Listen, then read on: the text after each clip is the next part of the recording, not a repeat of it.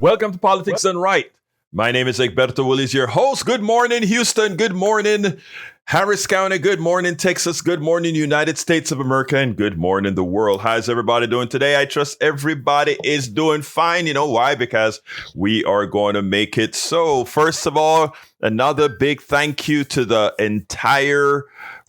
entire world, actually, that made it happen for us in our short fund drive. We made it a little bit over what we needed to do. So thank you, thank you, thank you. We live another few days. We live another few weeks. So thank you guys for supporting the stations. Thank you for making sure that we do what we need to do. Don't forget, you can always continue to support us even when we're not on fund drive. And why?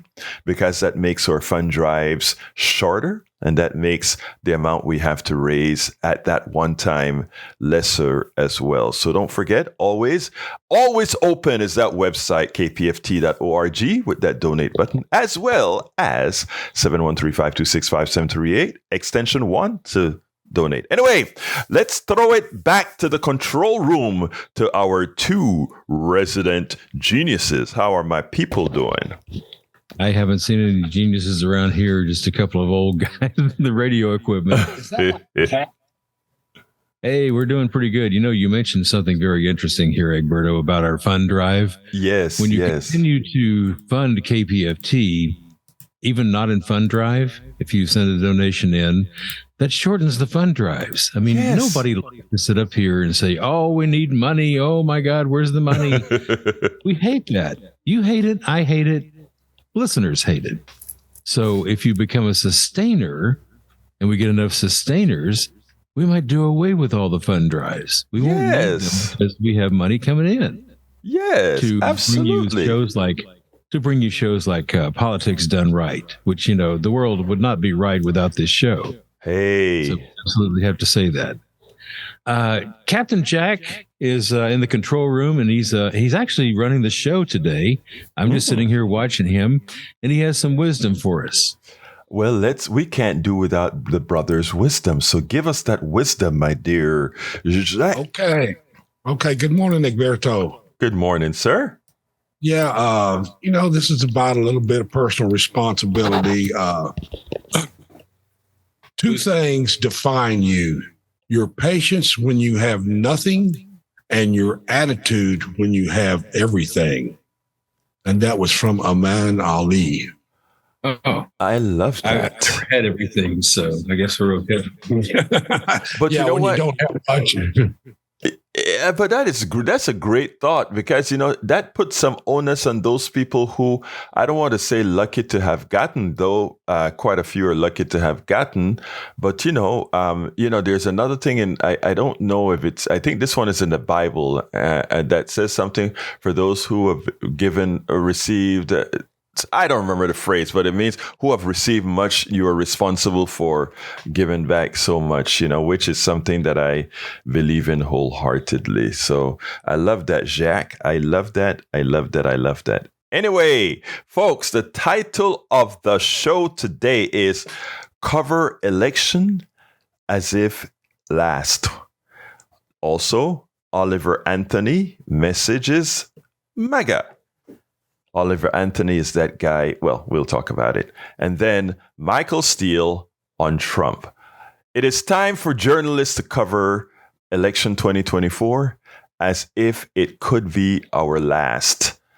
I'm not being overblowing anything there, because there's something happening to the psyche of America that we have to be cognizant of. Yesterday, we sort of discussed some of this on this You Talk with Steve Hunter, that I think if you can go to the archive and listen to some of that as well, it's something we've got to take seriously. Then we have Oliver has a message for MAGA politicians, and it turns out that Oliver gets it. I mean, a lot of people have been hating on Oliver Anthony, this singer who spoke about, he had a song out there that talked about Richmond north of Richmond, which is, Richmond, Virginia, talking about people in DC, etc. And also he kind of hit welfare eaten, and that really drove progressives berserk. I'm trying to get an interview with the guy, but he haven't yet responded to me. But I mean, it drove progressives crazy because it was like, look at who the hell this guy think he is to be putting down things the way he put down. And to which I said, yeah, the guy has a few items I think he may be a bit confused on, but I understood quite well the sentiment of Oliver Anthony. So we're going to talk a little bit about that. And Michael Steele, you has some choice words. How comes a guy that's indicted 4 times have a parade of police officers motorcycling him for a 20-minute turning himself in and posting bond? You have to ask yourself, where are we? In Spanish, we talk about estamos trastornados. We are like, it's all reverse. It's all like, what is really happening here? And it's something we better be cognizant of. And I think the media continues to do a lousy job. They're not holding, they're challenging Trump a bit more, but what they're not doing is they're not challenging the minds of the people who they are serving and listening to. They're still treating the people like that listens to them as just protagonists in a very unhealthy play. And I think we have to get away from that and start doing what the Fourth Estate is supposed to be doing. And that is informing people and to some extent educating people on how things really are. And it's just not being done. And in so doing, we could reap a terrible reality in 2025, meaning after the 2024 election. So we better be careful. And again, that's where the work of Pacifica here at KPFT and other places is going to be extremely important to do our best, our little part in informing and in keeping people up to speed. Anyhow, folks, you can listen to us, of course, those of you that are listening right now, 90.1 FM, but there are a lot of other ways to listen to us, and that is with the TuneIn app. Go to the Android store or the Apple store and download the TuneIn app and tune into KPFT. You can find it by just searching for KPFT. Alternatively, you can go to our website, kpft.org, and just go ahead and click on that listen button, and you're listening to us live. You can also go to facebook.com/KPFT Houston and watch the program, including the videos that we always prepare for you. KPFT.org, or rather facebook.com/KPFT Houston. Alternatively, you can watch us on YouTube as well. Go to politicsdoneright.tv, and you can listen to all our podcasts as well as the intros, outros, the captions, clips, everything at politicsdoneright.com/podcast. And of course, because this is your show, I repeat, because this is your show. If you call in and change the subject, you call in and we're talking and we don't get to the entire plan for the show that I prepare every night, you can always go to all the videos, links, etc., what the show is about at politicsdoneright.com/newsletter. Again, that is politicsdoneright.com/newsletter. Anyhow, let's go ahead and get started. And remember, you can call in at every time. All our two videos today are short, so it's not going to be a long interview or anything like we had in the last few days. So you can start calling right now, 713-526-5738, extension number 2, and you'll be online. You'll be live right away. 713-526-5738, extension number 2. Remember as well, ladies, people who haven't called. Now, those ladies and anybody who haven't called, please, this is your show. We want to grow the show to make sure that we are hearing the full points of view of those that are listening. I mean, there are times that you may say, I don't believe in that, but you know what? We want you to call in, say your piece. And in as much as I am a very progressive person, I very much respect the entire spectrum. And I want to hear from the other spectrum because we're all in this pot together. 713-526-5738, extension number 2, and you will be on air right away. This is your program. Let's remember that. Anyhow, Oliver Anthony, the right wing ran with him. There's a particular particular listener to my show. He's here every day. Love the guy. He's a right wing guy from here in Kingwood, and he watches the show often.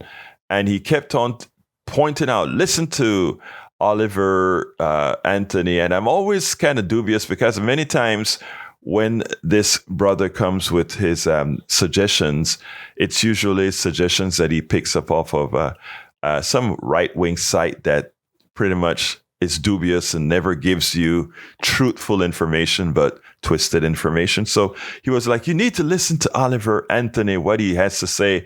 And I kind of said, I'll listen to it. I'll listen when I get some time. And one of our other progressive listeners sent me the text of what Oliver was singing. And I was like, that sounds interesting.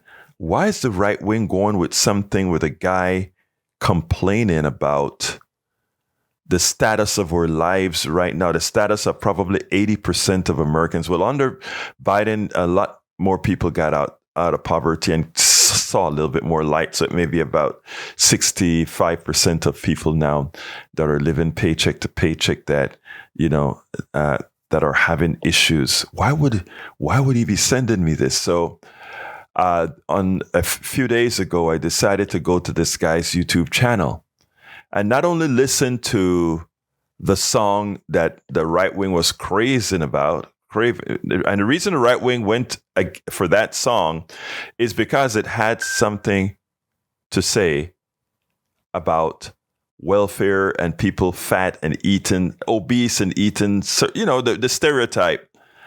And, when I read that part, it was sort of a turnoff because it was like a stereotype that was trying to equate something negative with poor people, right?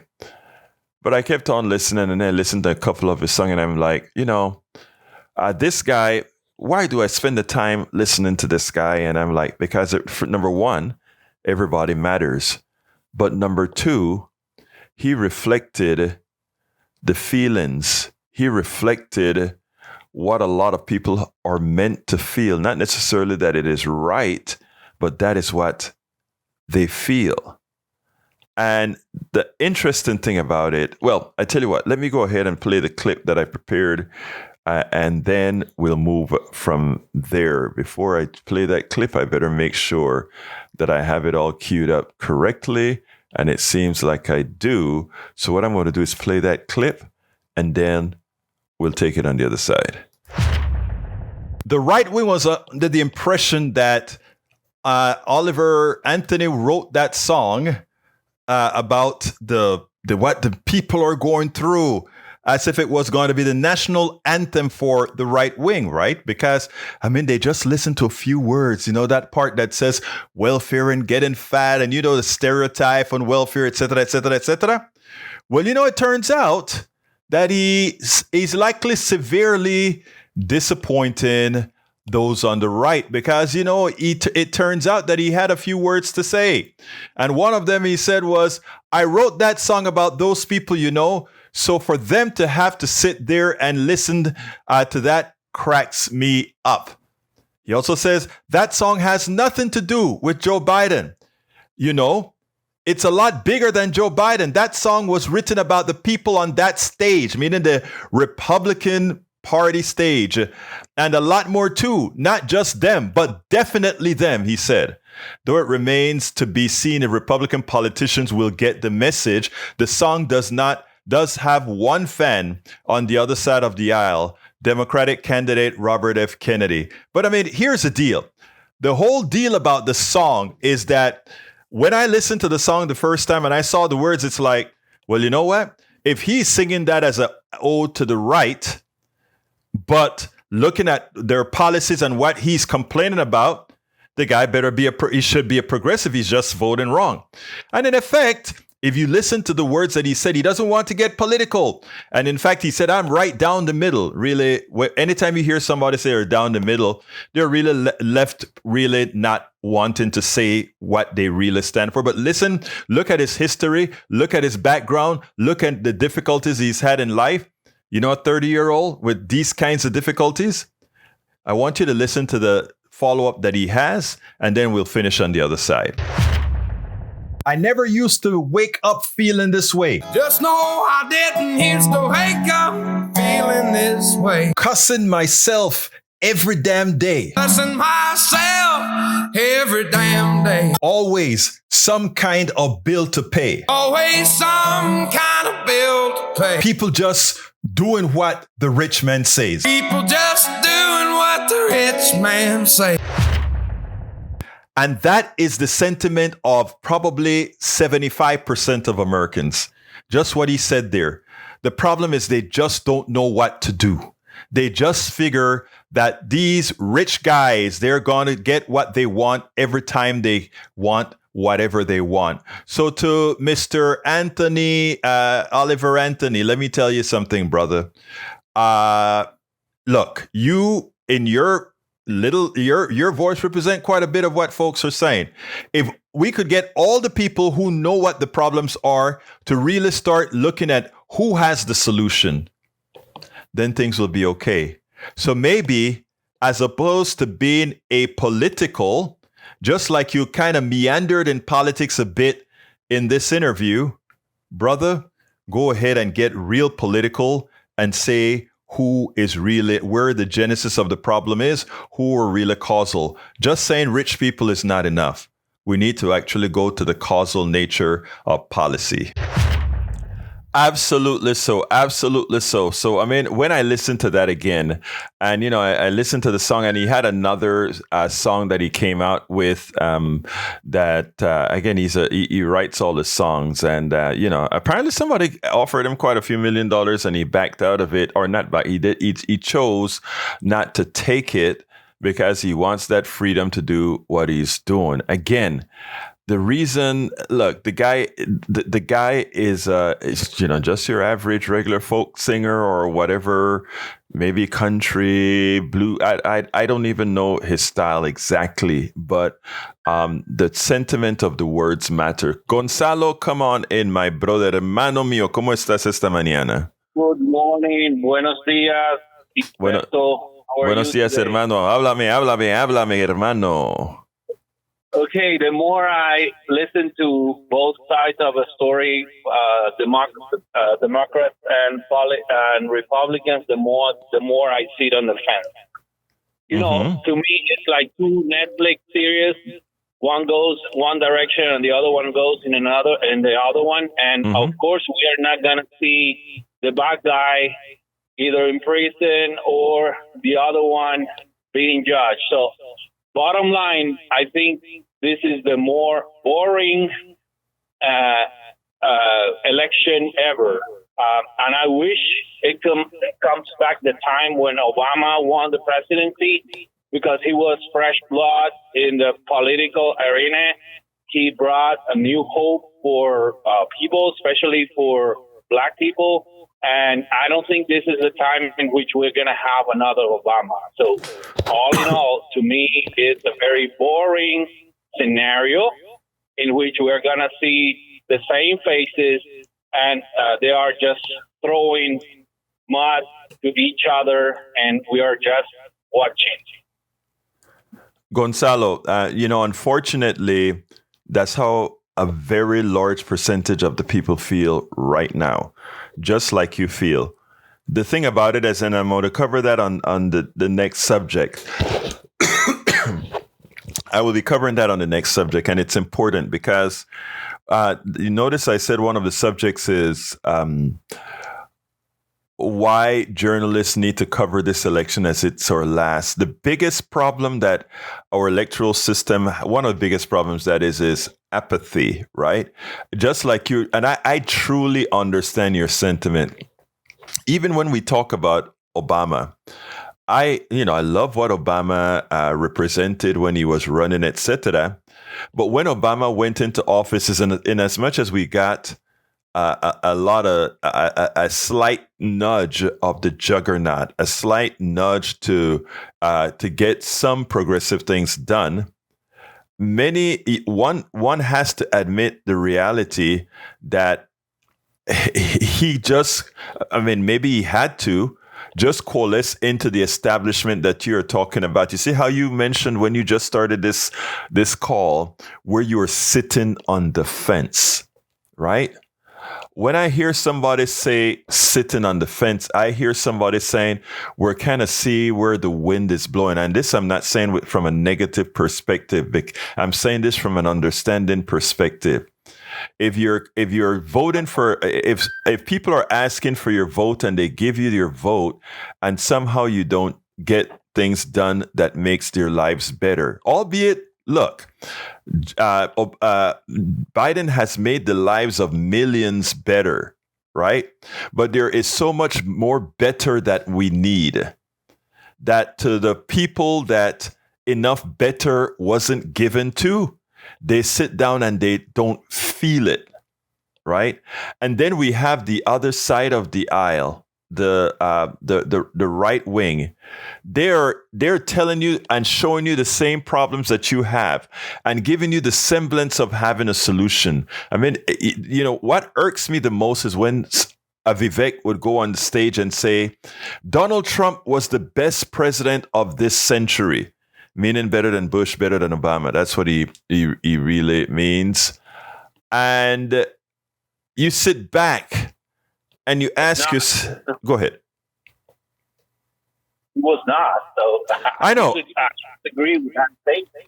I know, but the thing about it is, remember what I said that one of the subject was going to be was we need to treat this election like the last, and the media is still failing us.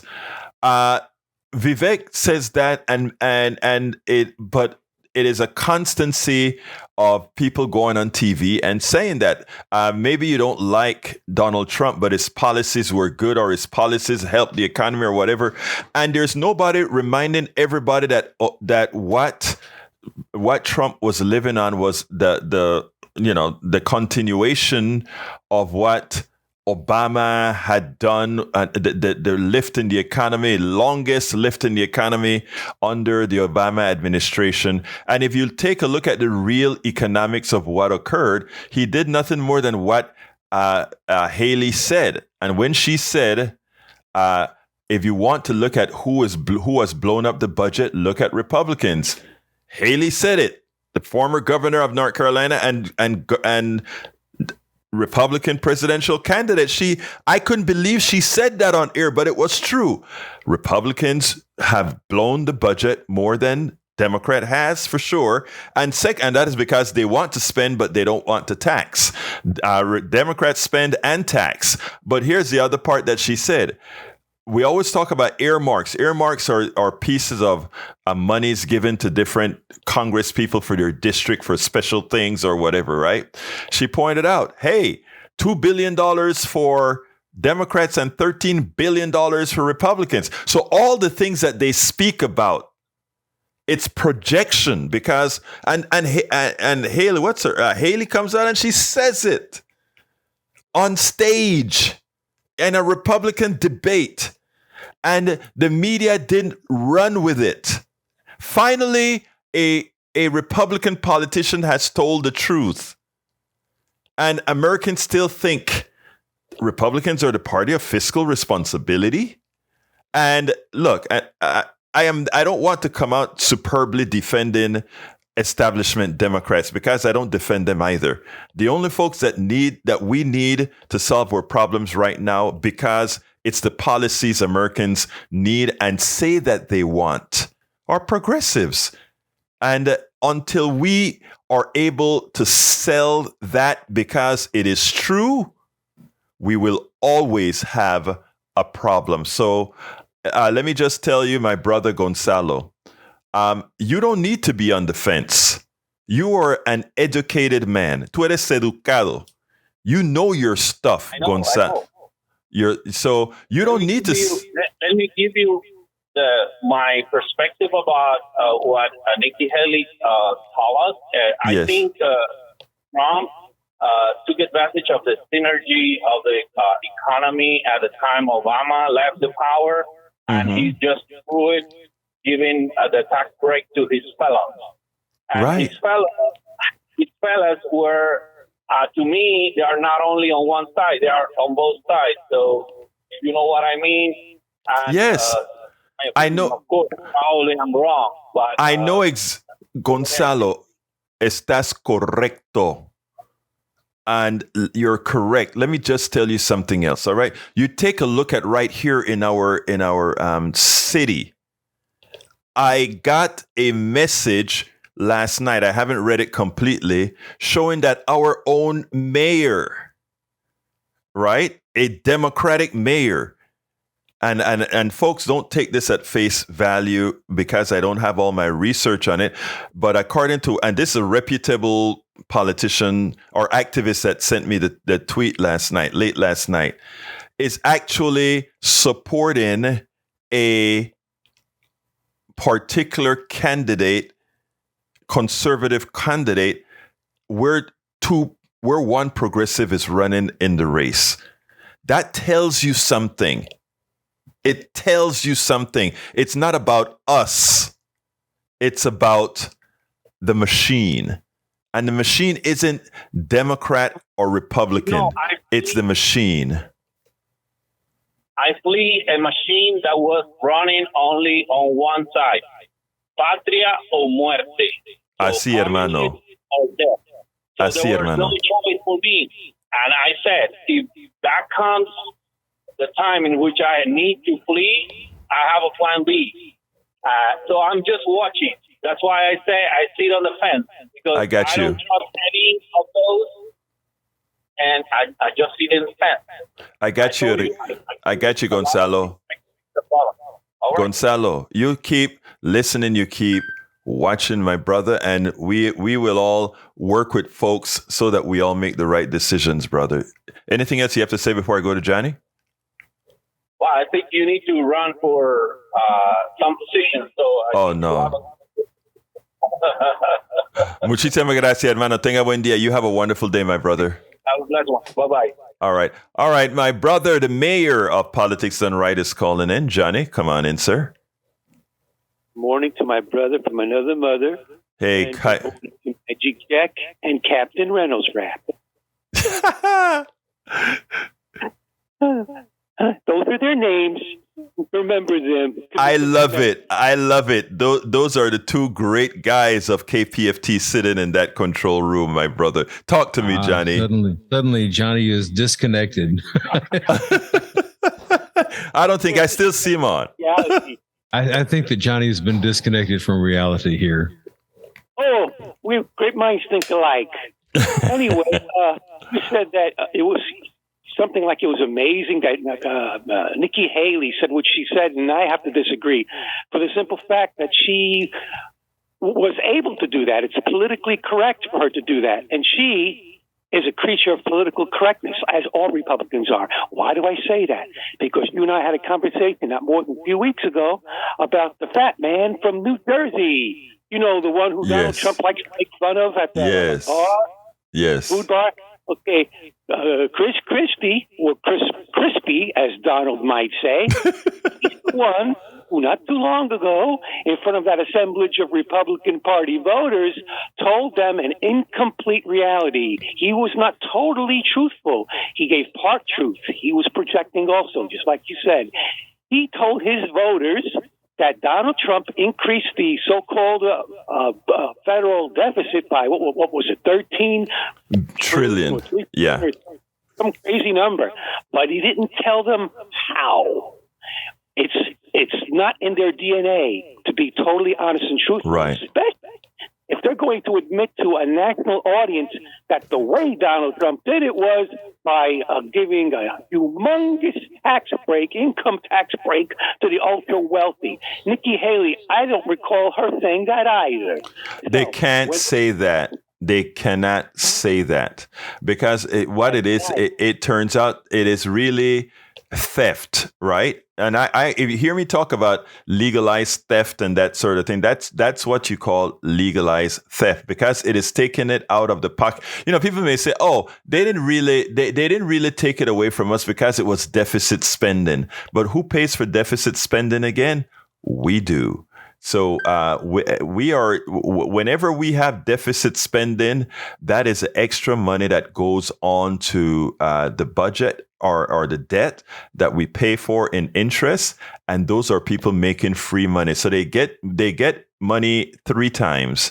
They get money whenever the tax cut occurs. They get money from the payments that we're making on the bonds every month that they, every ticket that they get that free money, it's like they get that money on the bond. And thirdly, they get money from the appreciation they normally get from the tax break that they get. It's a hell of a deal if you can get it. And you know what? They get it. But people don't understand these concepts. That's what we're here for. They don't understand these concepts. And in telling them that, we can open their minds to it. But hold on a second, Johnny. I want to invite more people to call in. 713-526-5738, extension number 2. You will be on air right away. 713-526-5738, extension number 2. I'd love to hear the perspective of women as well. We are very male-centric when it comes to calls, but when it comes to our podcast listeners, we are female-centric. I would love to hear more women calling in and expressing themselves. So if you are a woman, by the way, guys, I love you too. So call in as well. I want you to call in too. But women, please call in and give a perspective. Generally speaking, we get a much more complete perspective that way. And I want to welcome Kavya Kumari, who is visiting as well as Eric Hayes, who is on the screen with us as well. Continue, Johnny. Yes, sir. So that's interesting. I didn't know that. So women dominate on the podcast venue. Yes. And the guys, which I can't disagree with you, seem to dominate on the AM traditional radio spectrum. Anyway, about Barack Obama, I wanted, and I'm pretty sure there's a lot of other theoretical white guys like me who was wanting so desperately to see Barack Obama be a kind of Chris Rock, unapologetic black man president. Although I understand, I'm a pragmatic, I understand why Barack Obama was kissing ass all the time for the Republicans with his shorts down and inviting Republicans into the woods to have a beer with him with bottle rockets in one hand and a jar of open Vaseline in the other. And then he gets screwed, if you know what I mean, and we all get screwed as a result. We wanted him to be a Chris Rock president, and we didn't get that. Instead, we got another centrist Democrat. And this is the problem why I keep saying we need the help of people on the other side of the aisle, voters who vote for Republicans all the time. We need their help. We can't do this by ourselves. While we try to figure out how to dislodge, persuade, trick, whatever, the centrist party leaders to step aside to make room for the young progressives who love their country and who embrace progressive policies, and the American working class who do issue corporate dark and PAC money. We need the people on the other side of the aisle to help us with that by challenging Republican Party voters out in the open, in public. If we don't do that in time, we're done. I agree with that. And let me just say one thing. First of all, Barack Obama couldn't have done that. Number one, I think he would have been killed. Number one. Number two, if the passive Obama got the response that he got from the right and to some extent from the establishment think about, because don't forget that a lot of what Obama didn't accomplish had very little to do with Republicans. It had mostly to do with Democrats. I try to explain that to people often. A lot of people are like, well, Obama could have done a whole lot more if the Democrats, if the Republicans had helped him out some more. The truth of the matter is, for some time, not a long time, Obama had a veto-proof Senate as well as a large majority in the House. They just that just proved to us that there is an establishment wing of a party that is no more than what I called Republican light or conservative light or whatever you want to call that. So I think it's important for us to understand those kinds of concepts. He couldn't have done better. Now, I love what you said, Johnny. You would not imagine how much I love what you said when you said we have to talk to our Republican brothers and sisters and say, hey, let's do something for us all. And doing something, in other words, get away from those fangs of the politicians, and let's work together and do something together that serve us all. And you know what? Like I've already spoken about, most of us, over 80% of Americans, they want the same damn thing. Take the ideological stuff out, Johnny, and you'd be surprised of how much we would vote together on things like child care support, things like health care, all these things that we share in common that we're pissed at, that we know we can solve if we'll just work together. Go ahead, Jan. Yes, sir. Yes, sir. You just mentioned healthcare. So here's a way of proving to the other side that I mean what I say, and I say what I mean. When you and I and others on our side of the aisle advocate for expanded and improved single-payer style Medicare for all, in other words, universal health care, this benefits everybody. It benefits me. It benefits my next-door Republican neighbors. We all benefit. Right. When we advocate these progressive policies, we're not doing this for just liberals. This is for them, too. Exactly. And we're not saying that everyone must pay their taxes. We're saying the ultra-wealthy don't pay their taxes. We're not going to accomplish this. We're going to say the people at the very top who don't want to pay a goddamn penny in taxes, they need to start forking up, or they can go to prison for all I care. They can go to Guantanamo with no supper if I'm in charge. Absolutely, so, Johnny. Johnny, I got another call that I need to jump to. So I want to thank you for calling, Mr. Mayor, and we'll talk tomorrow, all right? And don't forget, theoretical white guy. Listen, I am not going to call you a theoretical white guy. I'm going to call you one of my favorite human beings. You take care, my brother. Well, yeah, I am theory and white guy because there is no such thing as a white guy. I know. Thank you. That's why I said my brother. We talk later. Let's go to Peter. Come on in, Peter. Thank you so much, Egberto. Yeah, this is Peter. I'm calling you from up on the north side here in Houston, and you hear the soundbite of the artist talking about the rich man's keeping us down. Like, you know, maybe he doesn't realize, but he's actually talking about Republicans, because where I'm running for Congress in U.S. House District 2, that's exactly what Dan Crenshaw does. You talk about earmarks, Alberto, and that's exactly what he's doing. So there's $43 million of appropriations for culverts and concrete, basically, but that's not what I'm all about. I'm about bringing money to the people. So, you know, so exactly the antithesis of that. Like, but by the way, good morning, and so much. Thank you so much for having me on. Well, look. We want to make sure everybody has their say. Like I said, this program belongs to all of you. And look, Crenshaw and all these guys, you know, they talk as if they really support the American people, right? But when it comes to providing the policies that actually assist them, you are here. You are trying to represent Kingwood and Clear Lake and a few other places in your district right now. And the truth of the matter is, if you take a look at this district, this is a district that I like to say suffer in silence.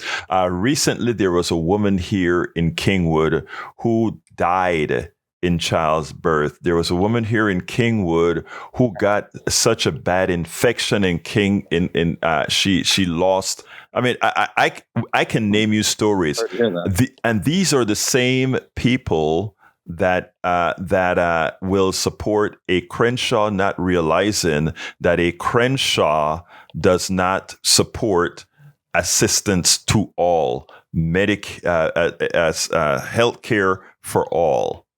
So, I mean, we have to be honest about who we look at and who we elect. So, if you are if you are a politician, speaking about you, Peter, if you are a politician, it is incumbent on you not to sit on your laurels, but to go out there and not just speak to a whole bunch of Democrats, but speak to a whole bunch of everybody and get in their faces and let them know what you are going to do for them, what you are going to do with the power they give you to do for them.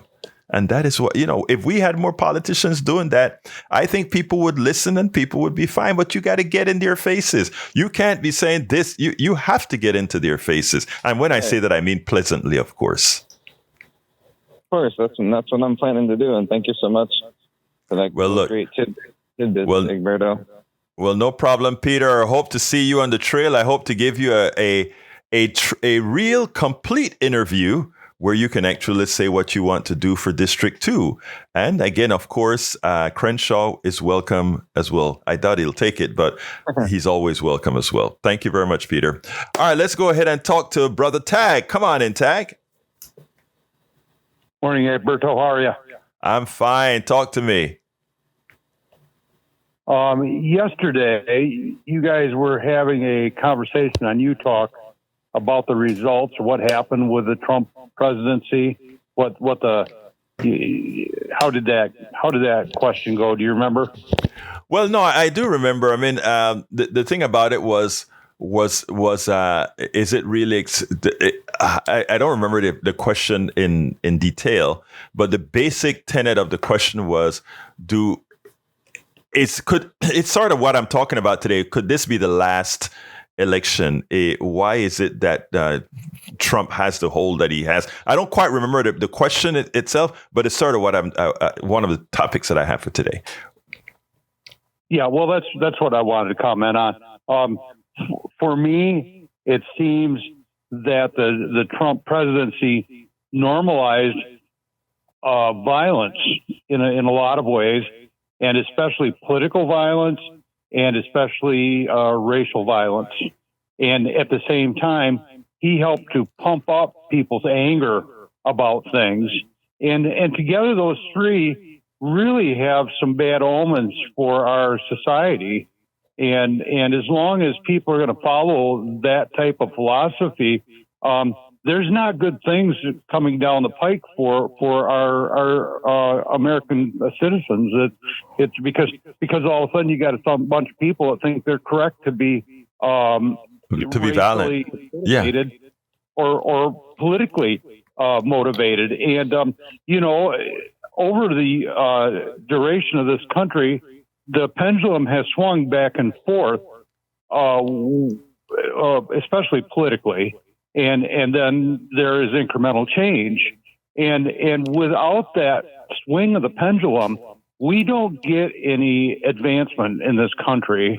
And so if the pendulum's swinging against your philosophy, you can't be violent about it. What you got to do is moderate your views and then start bringing the pendulum back your way. And I think it's a big problem when we had some president talking all this violent rhetoric that we had, and that's why the first reason I wouldn't vote for the guy. If he's talking about being able to shoot somebody on Fifth Avenue and not losing any votes, that's not a guy that I want president. I'm sorry. Exactly. And Tag, you nailed it. You nailed it. And the thing about it is most people don't want violence, but it doesn't take a lot of people to effect violence. I mean, you're right about that. And I think what we have to do, again, I always talk about, and you'll hear me say this on my 3 o'clock show a lot, because on my 3 o'clock show, we have a lot of conservatives in the room with us as we're having the program. And the one thing I always say is, you know what? It's amazing. If we're talking, we're not shooting at each other. If we're talking and listening, if we're talking and listening, then, that is where minds change. And we can't do it on the Trump level. We have to do it on the grassroots level. We have to do it at the coffee shop, the grocery store, and everything. And what I try to do as an individual, I engage with everybody, and I temper myself to make sure that even when people are saying things that would normally blow one's top, I try to listen and exchange. But Tag, I got to run to Cliff now, and I want to cover one other thing before I close the show down. So let's talk tomorrow. Thank you, brother. Day, huh? You too, sir. Let's go ahead and speak to Cliff. Come on in, Cliff. How are you doing this morning? Wonderful. How are you? I'm fine. Talk to me, my brother. Yeah. Okay. What I want to speak to is about the speculation that goes on in this politics. Mm-hmm. See what goes on at the bottom is a reflection of what goes on at the top, mm-hmm. and that's corruption.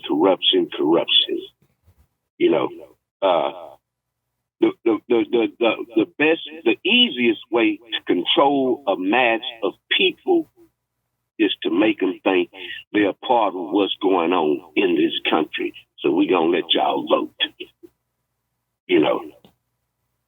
Yeah. Presidential elections. What would you say? Go ahead. No, I'm saying I understand the exact concept that you're talking about. In other words, we are giving people the semblance of being a part of something. That's why Trump can take off the way he has, because they think there's something good or great that they're a part of. It's their tribe. It's their, and on the other side, it's the same, right? But there's a righteous side and there's a non-righteous side. And the thing about it is, go ahead, sir. You said it. They both the same. One make you think they like you. The other one show you that they don't. But either one of them care for you, And as far as Trump, see what we don't realize, Trump don't run nothing. You got to understand. Every president is given an agenda to carry out. You ask yourself, well, who do Trump work for? It's not the people. It's these wealthy individuals in this, I ain't going to say in this country, in the world. Cliff, I want to agree with you, as like if I could agree with you more than 100%, I would, because you nailed it. Remember, I don't know if you were listening to me earlier when I spoke about Obama when he got into office, how things change, because you nailed it. The truth of the matter is there's a president and then there is the presidency. And the presidency has its own gravity. And that is the issue. And that's what you just nailed. Now, let me tell you what I know is the solution to that. Remember you said making you feel like you're a part of something, the vote. When you vote, you feel like you have a stake in it, right? The truth of the matter is you do have a stake in it when you vote. But when you vote and elect people, if you vote for them just because they're Republican or vote for them just because they're Democrat, and you don't hold them accountable, and I know you hear that all the time, but the truth of the matter is we don't hold them accountable. Crenshaw is still a representative of number 2. We still have a lot of people that we vote for doing things that we don't want them to do or we know they shouldn't do, and we still re-elect them. So what we have to do, in my humble opinion, Cliff, is to make sure that they know that if they don't do what most of us want them to do, they will be disempowered. And that is where we can truly make our vote matter. So what I'm saying to you is the following. Look, first of all, we need to create allies among all people. In other words, I don't need you to like me, Cliff, right? I really don't need you to like me. What I need you to do is for us to work in both of our interests. And you know, one thing I don't know you, Cliff, but there's one thing that I know, Cliff. You and I have a lot of interests in common. And if we work towards those, more than likely, eventually we'll like each other. But if we work for the interests that we have in common, we will actually get the things that we want and need. Your thoughts? Let me say this one thing before I go. And people, please hear this and think about it. If you remember the hanging chads, yes. If you think that there's no corruption in the voting systems, man, people can tell they can tell you anything. If you don't believe that still go on, the hanging chads. What make you think about it? Why all the Republicans in your state are over all the like here in Texas, down in Austin, it's the Republicans. They the leaders. Over in Florida, the the main states, the Republicans, man, those people just didn't get that, where they control the Senate and all. That's that corruption that goes on in the voting, where they were able to grab hold to the leadership there and keep it. Now, let me just say something, Clip, because I want to straighten out. I don't doubt that there's corruption in voting to some extent, to some small extent. But what I want to challenge you on is that what we have is the structure of our politics. 2 senators from every state. And a state could have 500,000 people. Another state can have 40 million people. They still have 2 senators. And we have an electoral. There's a lot of built-in stuff within our Constitution that allows a minority party to hold power, and that is made what it mostly is. But let's keep talking, Cliff, and call another time. I appreciate you giving us a call and being a part of this program. Okay. Thank you, man. Thank you, sir. You have a wonderful day. Anyway, folks, 713-526-5738. I want to skip the other video. You can go to politicsdoneright.com/newsletter to see the other video that I have with Steele. The one that I want to talk to you about, however, is an article that that came up called "Journalists Need to Cover the 2024 Election Like It Might Be the Nation's Last." And it goes as follows. He said, America is entering its most important pivotal year since 1860, and the U.S. media is doing a terrible job explaining what is actually happening. Too many of us with our highfalutin poli-sci degrees and our dog-eared copies of late Richard Ben Kramer's What It Takes are still covering elections like it was a 20th century, as if the old touchstones like debates or a 30-second spot still matter. What we're building toward on November 5, 2024 might have the outward tappings of an election, but it's really a show of force. I want you to remember that. Hey, come on in, Brian. Yes, good morning. Good morning, sir. Talk to me. Yeah. Why would you think Hitler was not a socialist? Why would I think? Because he wasn't.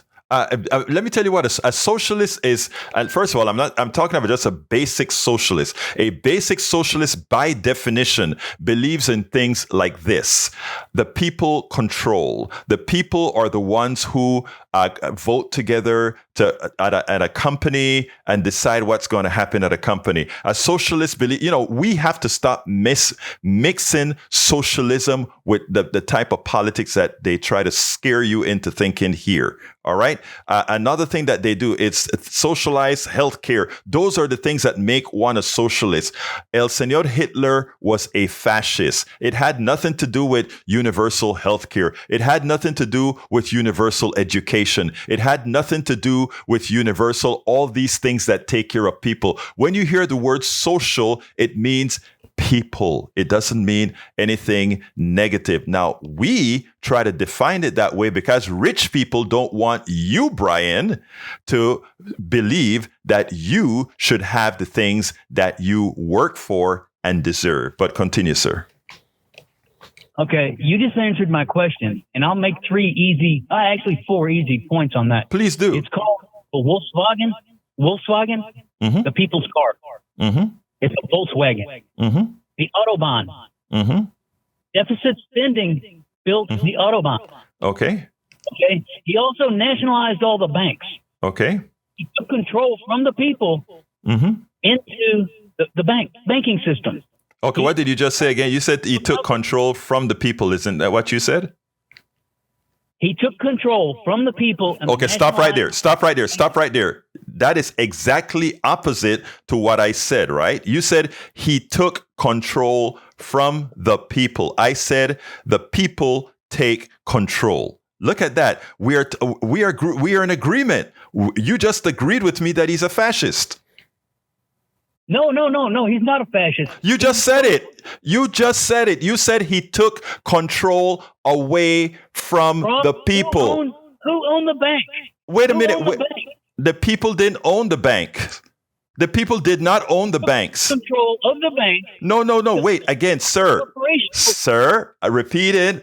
Again, we got to make sure we're talking the truth to the people that are listening. The people didn't own the bank. Who owns the bank in the United States? Who owns the bank? Yes. Probably a corporation. Thank you. And you know what? Let me tell you, on whose money is it? And sir, the people own the shares. And again, I love that you said that. Sir, that is where I ask you so kindly to learn about our banking system. Because we the people, I want a nationalized banking system because there's no reason for private entities to control our money supply. Think about it. No, listen. No, wait, listen. Listen to what Brian. Could you let me explain, please, so that we can have a conversation? Could you let me explain? Are you there? Yeah, I'm still here. Brian, who owns the money? Who should own the money, Brian? The people should own the money. Okay, stop there. All right. And if I tell you right now, the people who control our money are a bunch of plutocrats who we allow to take advantage. I tell you what, Brian, I only have 1 minute. We got to finish this conversation. I want to finish it. Can you call in earlier tomorrow? Because it's an important conversation. It's very important. All right, let's talk tomorrow. Anyway, folks, I got to throw it right back to the control room before we get out of here. Well, that was a very mighty interesting show. I think history will prove that Hitler was a fascist. Yeah. And so was Mussolini. Yes. And Jack has his wisdom here. Come on in, Jack. There's a lot of fascists here in America, too. So, main problems are an unbalanced court, an economic system that's up the chain, foreign policy that subjugates other countries. That's the problems. Thank you, my brother. Anyway, folks, my name is Egberto Willis. I want to thank you guys for listening to the show. I want to thank Jack and Howard for the great job in the control room. My name is Egberto Willis. This is Politics and Right, and you guys know how I end this baby. I am what? Out! We spend a lot of time deconstructing the news, trying to parse it into a form that everybody can understand. We try to find those little nitpicks where it flies above the fray, etc. If you really like these videos that we do, I want to ask a big favor. Please go ahead, number 1, subscribe to our channel, and number 2, please join if you can. Thank you so kindly for watching. Keep watching. Please remember to share. We must populate the entire internet with our progressive message, a message that we know is what most Americans say that they want. So help us, please join.